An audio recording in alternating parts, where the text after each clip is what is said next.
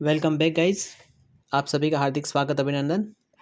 मैं आज आपको इंडियन हिस्ट्री के मोस्ट इम्पोर्टेंट टॉप 20 क्विज़ के बारे में जानकारी देने जा रहा हूं। ये क्विज़ अक्सर एग्ज़ाम में आते रहते हैं, इन्हें आप नोट करें। बिना टाइम वेस्ट करते हुए हम क्विज़ स्टार्ट करते हैं।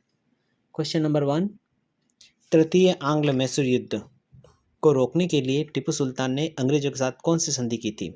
इस क्वेश्चन का करेक्ट आंसर है श्रीरंगपट्टनम की संधि। तृतीय आंग्ल मैसूर युद्ध 1790 से 1792 के बीच में हुआ था। तृतीय आंग्ल मैसूर युद्ध को रोकने के लिए टीपू सुल्तान ने अंग्रेजों के साथ श्रीरंगपट्टनम की संधि की थी।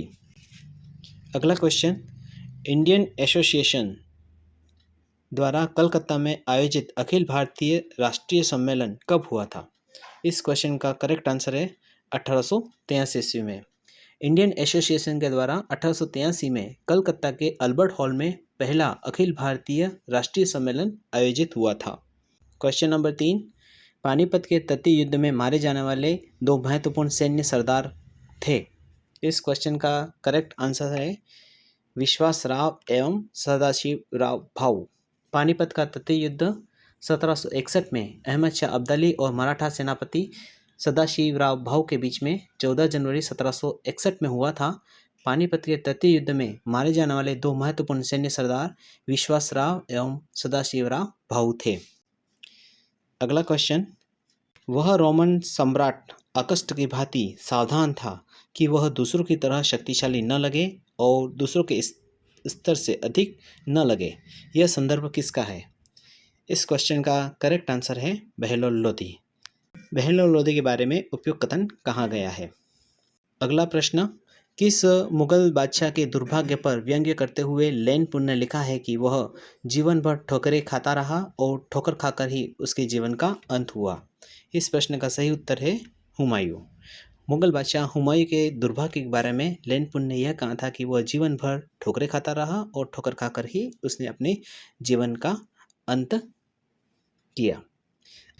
अगला प्रश्न, किस शासक ने गंगा एवं सोन नदियों के संगम पर पाटलिपुत्र नामक नगर की स्थापना की थी? इस प्रश्न का करेक्ट आंसर है उदयन। 490 ईसा पूर्व में मगध के शासक अजातशत्रु ने गंगा नदी के समीप एक छोटा सा किला पाटलीग्राम के नाम से बनाया था तथा उदयन ने गंगा एवं सोन नदियों के संगम पर पाटलिपुत्र नामक नगर की स्थापना की थी। सम्राट अजातशत्रु के उत्तराधिकारी उदयन ने अपनी राजधानी राजगृह से पाटलिपुत्र स्थानांतरित की थी। अगला प्रश्न, सूर्य मंदिर स्थित है। इस प्रश्न का सही उत्तर है कोणार्क में। सूर्य मंदिर कोणार्क में स्थित है। नेक्स्ट क्वेश्चन, सुगंध वृत्त करों को हटाने वाला की उपाधि किस चोल शासक ने धारण की थी? इस क्वेश्चन का करेक्ट आंसर है राजेंद्र तृतीय कुलोत्तुंग चोल प्रथम।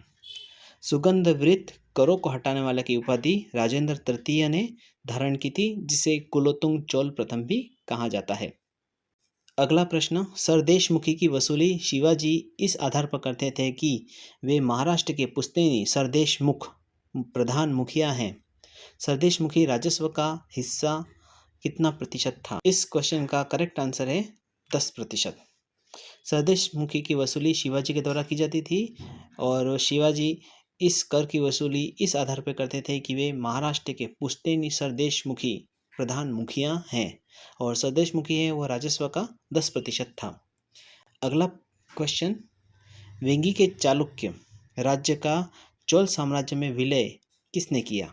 इस क्वेश्चन का करेक्ट आंसर है राजेंद्र तृतीय कुलोत्तुंग चोल प्रथम। वेंगी के चालुक्य राज्य का चोल साम्राज्य में विलय राजेंद्र तृतीय ने किया था। अगला प्रश्न, महाभारत का भारत वेणवा नाम से तमिल अनुवाद किसने किया था? इस प्रश्न का करेक्ट आंसर है पेरुंदेव नगर ने। महाभारत का भारत वेणवा नाम से तमिल भाषा में अनुवाद पेरुंदेव नगर ने किया था।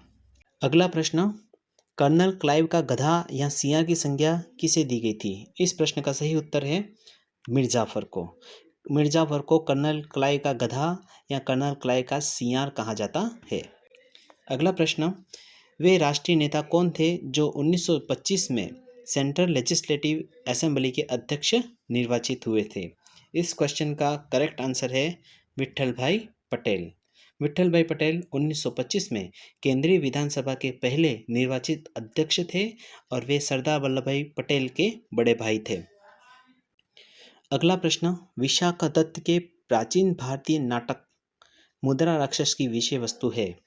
इस प्रश्न का सही उत्तर है चंद्रगुप्त मौर्य के समय में राज दरबार की दुर्भी संधियों के बारे में। विशाखा दत्त ने एक प्रसिद्ध नाटक लिखा था, वह था मुद्रा राक्षस। इस नाटक में उन्होंने चंद्रगुप्त मौर्य के समय में राज दरबार की दुर्भी संधियों के बारे में बताया गया है। अगला प्रश्न, निम्नलिखित में से किसने 1857 के विप्लव को प्रथम भारतीय स्वातंत्र युद्ध की संज्ञा दी है। यह बहुत ही इंपॉर्टेंट प्रश्न है, कई परीक्षा में यह पूछा गया है। इस प्रश्न का करेक्ट आंसर है वी.डी. सावरकर। वी.डी. सावरकर ने 1857 के विद्रोह को प्रथम भारतीय स्वतंत्रता का युद्ध कहा था। अगला प्रश्न, प्रथम भारतीय साम्राज्य स्थापित किया गया था। इस क्वेश्चन का करेक्ट आंसर है चंद्रगुप्त मौर्य द्वारा। प्रथम भारतीय साम्राज्य चंद्रगुप्त मौर्य द्वारा स्थापित किया गया था। चंद्रगुप्त मौर्य ने आचार्य चाणक्य के सहयोग से नंद वंश का अंत कर तथा भारतीयों को यूनानियों की दास्ता से मुक्ति दिला करके भारत में सर्वप्रथम एक बड़े साम्राज्य का निर्माण किया था।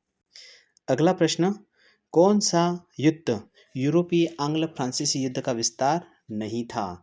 इस क्वेश्चन का करेक्ट आंसर है द्वितीय कर्नाटक युद्ध 1749 और से लेकर के 54 तक।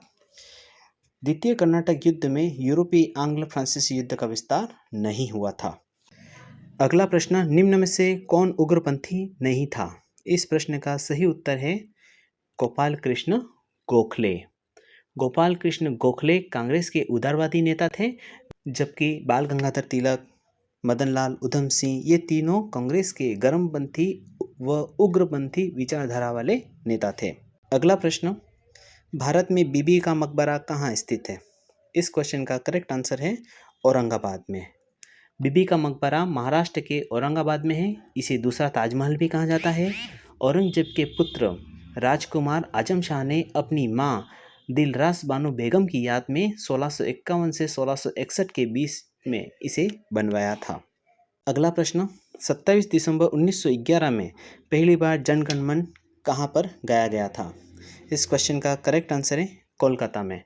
भारतीय राष्ट्रीय गान जनगण मन सबसे पहले भारतीय राष्ट्रीय कांग्रेस के कोलकाता अधिवेशन में 27 दिसंबर 1911 में गाया गया था। राष्ट्रगान रविंद्रनाथ टैगोर के द्वारा लिखा गया है। इस वीडियो में हमने इंडियन हिस्ट्री के मोस्ट इम्पोर्टेंट क्विज के बारे में जानकारी प्राप्त की। इस तरह के वीडियोस के लिए प्लीज़ मेरे चैनल को लाइक, शेयर व सब्सक्राइब जरूर करें। धन्यवाद। Thank you very much.